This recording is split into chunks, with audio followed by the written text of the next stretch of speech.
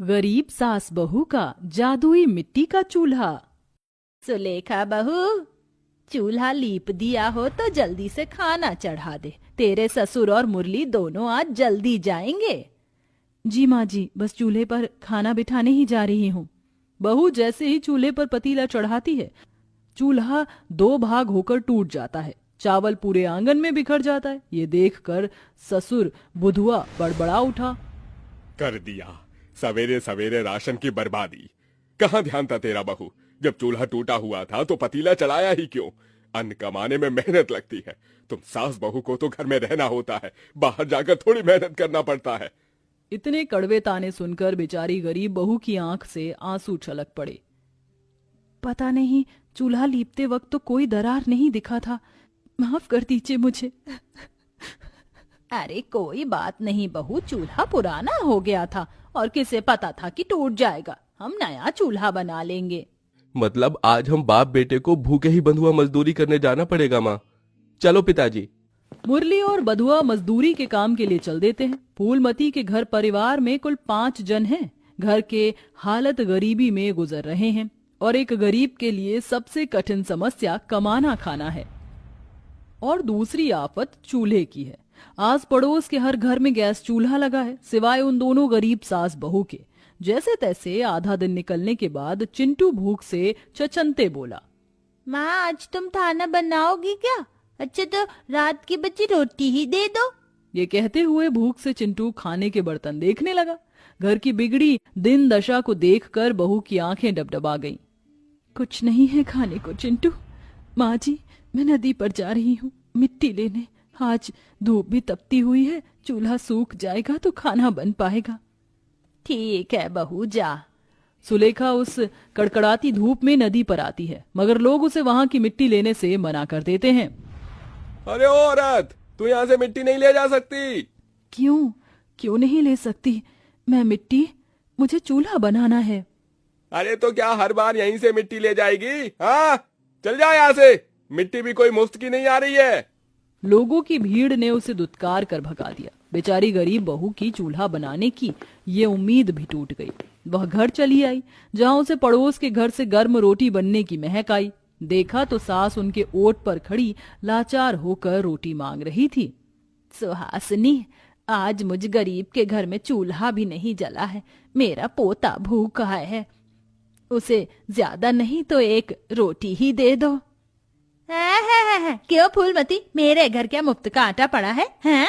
और वैसे भी अगर मैं आज एक रोटी दे भी दूं तब तो तेरी आदत ही बन जाएगी रोज की। अगर तुम्हें यही है कि तुम्हारा आटा लगेगा तो मैं अपने घर से ला देती हूँ। तुम्हारे घर तो महंगा गैस चूल्हा भी है, फट से 2 रोटी सेक कर दे दोगी। पर अमीर सुहासिनी ने जरा भी दया नहीं दिखाई और फूलमती को चौखट से धक्का मार दिया। माँ, ओहो मेरी कमर। माँ जी, चलिए यहाँ से। इन अमीर लोगों के सीने में दिल नहीं, पत्थर होता है। एक गरीब को रोटी देने में आफत आती है इन्हें। सुलेखा सास को झोपड़ी में लेके आई और इधर उधर से 4 ईंट इकट्ठा करके जुगाड़ लगाकर ईंट का चूल्हा बनाकर खाना बनाने लगी। पर पूरी झोपड़ी में धुआं मच गया। इतने में ससुर और पति घर आ गए। सबका खांस खांस कर बुरा हाल हो गया। अरे ये घर है कि भट्टी? चूल्हे का धुआं आंखों में मिर्ची जैसा लग रहा है। मारे डर के बहू ने चूल्हा बुझा दिया और थोड़ी देर में खाना परोसा, जिसे देख बाप बेटे पिनक कर बोले, अरे ये कैसा जला पका खाना बनाया है बहू तूने। दिन भर गधों की तरह मजदूरी करो और खाने में ये जली दाल रोटी, जाने कैसा करम पाया है हमने भी। बुधुआ ने बातों बातों में गरीबी की झुंझलाहट में सुलेखा को खूब सुनाया। इसी तरह से दिन बीतते गए। उस ईंट पर बहुत ही कठिनाई उठाकर बहू खाना बनाती, जिसमें अक्सर उसका हाथ पांव जल जाता। तो वहीं सास भी इधर उधर से कभी सूखे पत्ते बीन कर लाती, तो जब कभी सड़क पर गोबर दिख जाता तो उठा लाती। एक दिन सुलेखा की सास की तबीयत बिगड़ गई। उस रोज सुलेखा खुद जंगल लकड़ियां काटने गई। उसने अपने साथ कुछ रोटी और गुड़ बांध लिया। तभी रास्ते में एक बुढ़िया को चूल्हा बेचते देखा। बेटिया, चूल्हा खरीद लो, कम दाम में दे दूंगी। पिछले 10 दिन से रोज बिना कुछ कमाए घर जा रही हूँ। परसों रोज अनाज भी खत्म हो गया, 2 दिन से खाया नहीं है। अम्मा, मेरे पास पैसे नहीं कि चूल्हा खरीद सकूं, बाकी आप ये खा लो, गरीब की गुड़ रोटी है। भूख में तो सब अमृत लगता है बेटी। बुढ़िया बड़े ही चाव से गुड़ रोटी खा लेती है। सुलेखा उस बुढ़िया के पांव भी दबाती है। बदले में बुढ़िया मिट्टी का चूल्हा देकर बोली, बेटिया, तुमने मुझे खाना खिलाया, अब कर्ज तो उतारना है, ये चूल्हा तुम ले जाओ। आपका धन्यवाद अम्मा। सुलेखा खुशी खुशी चूल्हा घर ले आई और उस पर बर्तन चढ़ा दिया। तभी चूल्हा खुद से जल उठा। सुलेखा और उसकी सास यूं नजारा देखती रह गई। ये कैसा जादुई चूल्हा है जो खुद जल गया? तभी पास खड़े चिंटू ने कहा, माँ, मुझे खीर पूरी खानी है, आज खीर पूरी बनाओ। चिंटू के कहते ही जादुई चूल्हे पर रखा बर्तन सुनहरी चमक से भर गया और बर्तन खीर से भर गया, जिसे देख दोनों सास बहू खुश हो गईं। ये जादुई चूल्हा तो चमत्कार दिख रहा है बहू। और इस बार सुलेखा ने चूल्हे पर दूसरा खाली बर्तन चढ़ाकर पूरी मांगी। काश की ढेर सारी पूरी बन जाए। फिर क्या था, जादुई चूल्हा फिर सुनहरी चमक उठा और बर्तन लबालब पूरी से भर गया। उस रोज मजदूरी का काम ना मिलने पर उदास मन लिए सास बहू के पति भी दोपहर में घर चले आए। अरे बहू, जो रूखा सूखा बनाया है जल्दी से थाली में डाल ला। थोड़ी देर में सुलेखा खीर पूड़ी से थाल सजा कर ले आई। ये लीजिए, खाइए। अरे वाह, खीर पूरी कोई दे गया था क्या? नहीं जी, अपने घर में बना है। अरे सुलेखा, राशन जरा हिसाब किताब से खर्चा करो, अभी काम धाम भी नहीं है मजदूरी का। ये खीर पूरी पकाने की क्या पड़ी थी? एक गरीब के लिए आज से ज्यादा कल क्या खाएंगे इसकी चिंता उन्हें पहले से लगती है। तभी सुलेखा ने उगे जादुई चूल्हे की बात बताई। बुधवा बड़ी बड़ी आंखें करके बोला, क्या जादुई चूल्हा? मगर ये तो माटी का चूल्हा है। तभी तो ये मिट्टी का चूल्हा जादुई चूल्हा है ससुर जी। चूल्हे का जादू आजमाने के लिए बुधवा ने भी अपनी फरमाइश जताई। मुझे मटर पनीर और पुलाव खाना है। जादुई मिट्टी के चूल्हे, क्या तुम मुझे ये दे सकते हो? इतने में चूल्हा फिर चमका और पुलाव, मटर पनीर बुधवा के सामने आ गए। पूरे परिवार ने खुशी से साथ में खाना खाया। अब तो जादुई मिट्टी के चूल्हे के आ जाने से सुलेखा को खाना बनाने में कठिनाई भी नहीं होती।